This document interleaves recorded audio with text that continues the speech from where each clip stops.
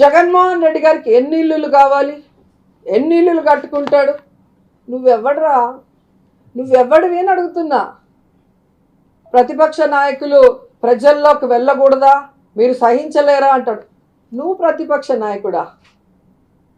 నువ్వు చంద్రబాబు నాయుడు పనికి మాలిన పార్టీలుగా ఉన్న అధ్యక్షులు. జగన్మోహన్ రెడ్డి గారు ఒక్కసారి కళ్ళు గట్టిగా తెరిచి చూస్తే ప్రతిపక్ష హోదా చంద్రబాబు నాయుడుకు ఉండదు. అలాంటి పనులు జగన్మోహన్ రెడ్డి గారు చేయడు కాబట్టే చంద్రబాబు నాయుడిని మీరు ప్రతిపక్ష నాయకుడు అని ఇంకా పిలుచుకుంటున్నారు. నీకు నువ్వే ఎమ్మెల్యే కాలేదు, నీ పార్టీలో ఒకడు కూడా లేడు, నువ్వేం ప్రతిపక్ష నాయకుడు అని నీకు నువ్వే చెప్పుకుంటున్నావో నాకైతే అర్థం కావట్లేదు. ఈరోజు నువ్వు తెలుసుకోవాల్సింది, జగన్మోహన్ రెడ్డి గారు ప్రతిపక్షంలో ఉన్నప్పుడు తన సొంత డబ్బుతో తాడేపల్లిలో ఇల్లు కట్టుకున్నాడు. ఆయన సీఎం అయిన తర్వాత కూడా అదే ఇంట్లో 4 ఏళ్లుగా ఉన్నాడు, తన సొంత ఇంట్లోనే. అక్కడి నుంచే పరిపాలన కూడా చేస్తున్నాడు. నువ్వు అడగాల్సింది మమ్మల్ని కాదు. ఆ రోజు చంద్రబాబు నాయుడుకి ఓటేయండి, ఆయన ఏదైనా తప్పులు చేస్తే మాట్లాడతాను, ప్రశ్నిస్తాను, నిలదీస్తానన్నావే, ఆ రోజు నువ్వు మాట్లాడాల్సింది. ఎందుకు మాట్లాడలేదని అడుగుతున్నా. ఈరోజు ప్రజలకు తెలియాలి కాబట్టి ఈ విషయాలు చెప్తున్నా. చంద్రబాబు నాయుడు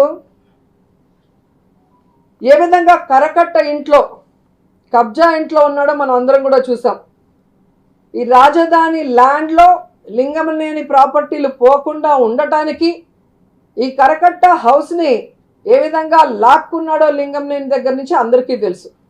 దాని గురించి ఎందుకు పవన్ కళ్యాణ్ మాట్లాడంటే, ఆయన ఆఫీసుకి, ఆయన ఇంటికి స్థలం ఇచ్చింది కూడా అదే ఓనర్. సో విశ్వాసం బానిస కదా చంద్రబాబు నాయుడికి.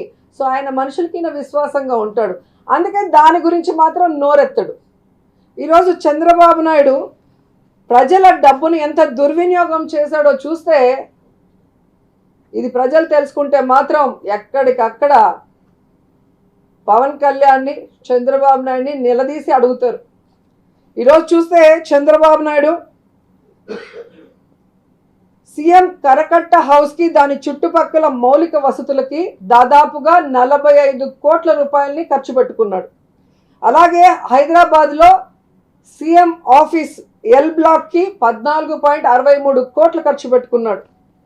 లేక్ వ్యూ గెస్ట్ హౌస్కి 9.47 కోట్లు ఖర్చు పెట్టుకున్నాడు. సీఎం ఆఫీస్ ఫర్నిచర్కి 10 కోట్లు ఖర్చు పెట్టుకున్నాడు. ఋషికొండ అనే ఒక ప్యాలెస్ కట్టడానికి 600 కోట్ల రూపాయలు వెచ్చించారు. ఎవరుంటారు అక్కడ?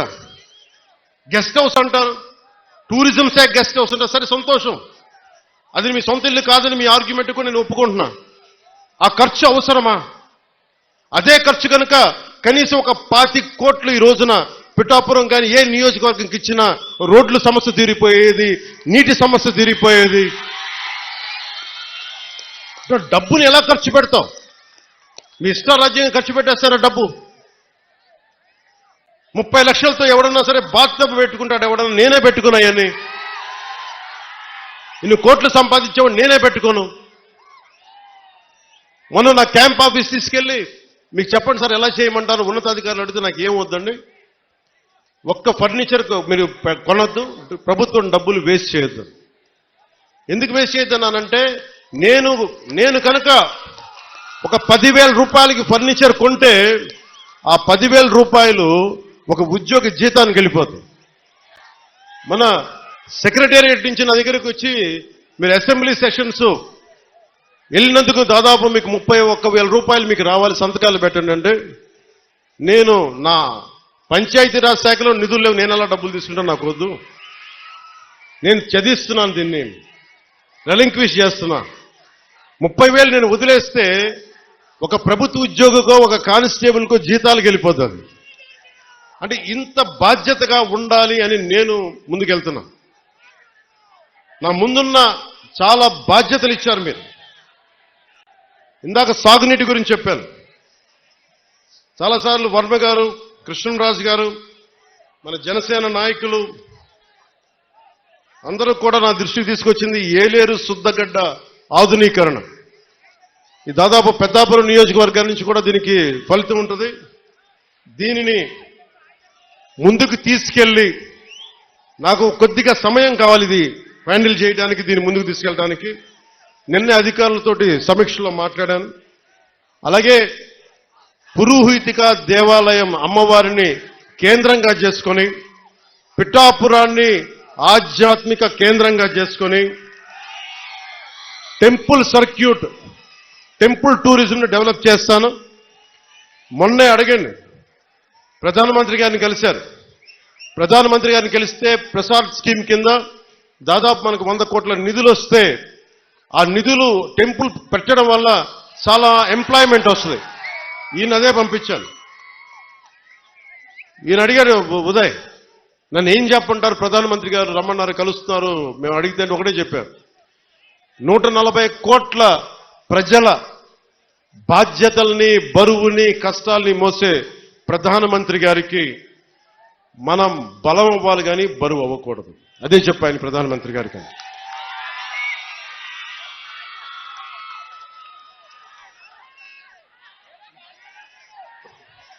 అలాగే మనకి పిఠాపురంలో సెరికల్చర్ ఉంది.